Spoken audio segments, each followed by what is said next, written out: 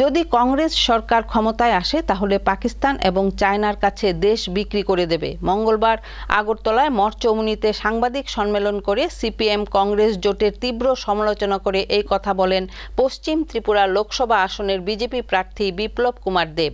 মঙ্গলবার আগরতলা মঠচৌমুহনী এলাকার একটি বেসরকারি হোটেলে আসন্ন 2024 লোকসভা নির্বাচনের নানা প্রসঙ্গ নিয়ে এক সাংবাদিক সম্মেলন করেন পশ্চিম ত্রিপুরার আসনের বিজেপি দলের মনোনীত প্রার্থী বিপ্লব কুমার দেব। সম্মেলনে তিনি উল্লেখ করেন, পশ্চিম ত্রিপুরা লোকসভা আসনের অন্তিম প্রচার লগ্নে আগরতলা বিবেকানন্দ ময়দানে নির্বাচনী জনসভা করবেন দেশের প্রধানমন্ত্রী নরেন্দ্র মোদীজি। পাশাপাশি তিনি এদিন কংগ্রেস এবং সিপিএম এর জোট প্রসঙ্গে সমালোচনা করতে গিয়ে বলেন, ত্রিপুরা রাজ্যে এই জোট পুরোপুরি ব্যর্থ। এছাড়াও তিনি কেন্দ্র ও রাজ্য সরকারের বিভিন্ন প্রকল্পগুলি তুলে ধরতে গিয়ে বলেন, দেশের প্রধানমন্ত্রী প্রকল্পে হর ঘর জল, প্রধানমন্ত্রী আবাস যোজনা সহ বিভিন্ন ক্ষেত্রে সুযোগ সুবিধা পেয়েছে সাধারণ মানুষ, তাই সবাই মোদীকে চায়। পাশাপাশি তিনি দেশকে এগিয়ে নিয়ে যাওয়ার ক্ষেত্রে যুব সমাজের ভূমিকা নিয়েও আলোচনা করেন। ইন্ডিয়া জোটের সমালোচনা করতে গিয়ে তিনি বলেন, যদি কংগ্রেস সরকার ক্ষমতা আসে তাহলে পাকিস্তান এবং চায়নার কাছে দেশ বিক্রি করে দেবে। সেই প্রসঙ্গে তিনি উল্লেখ করেন, ত্রিপুরা রাজ্যকে পুরোপুরিভাবে শেষ করে দিয়েছে কংগ্রেস এবং সিপিআইএম। আর যদি জোট ক্ষমতায় আসে, পাকিস্তান এবং চায়নাকে হেল্প করবে ভারত। ভয়াবহ পরিস্থিতি হবে ভারতে।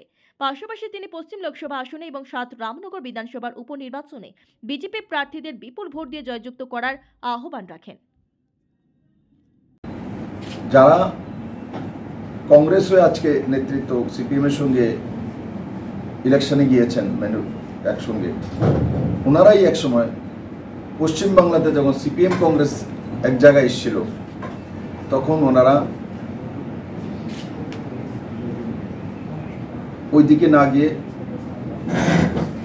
তৃণমূল কংগ্রেসে গিয়েছিলেন, কারণ সিপিএম কংগ্রেস এক জায়গায় হওয়াতে এখানে কংগ্রেস করতে তাদের অসুবিধা হবে।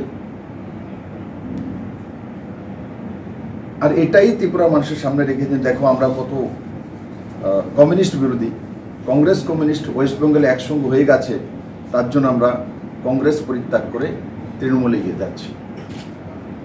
তারপর তৃণমূল ত্যাগ করে পরবর্তী সময় বিজেপিতে এসে, তারপর আবার বিজেপি ত্যাগ করে আবার কংগ্রেসে গিয়েছে। আর এবার যেটার জন্য প্রথম শুরুয়াত করেছিল যে কংগ্রেস আর সিপিএম এক জায়গায় যাওয়া মেনে নেওয়া যেতে পারে না, এখন ওনারাই সেই অ্যালায়েন্সটা সিপিএম এর সঙ্গে করেছে। তো ইতিহাসগুলো ত্রিপুরাবাসী জানে, কিন্তু আমাদের মুখ দিয়ে বেরোনোর দরকার, সাংবাদিক বন্ধুদের মুখ দিয়ে বেরোনোর দরকার।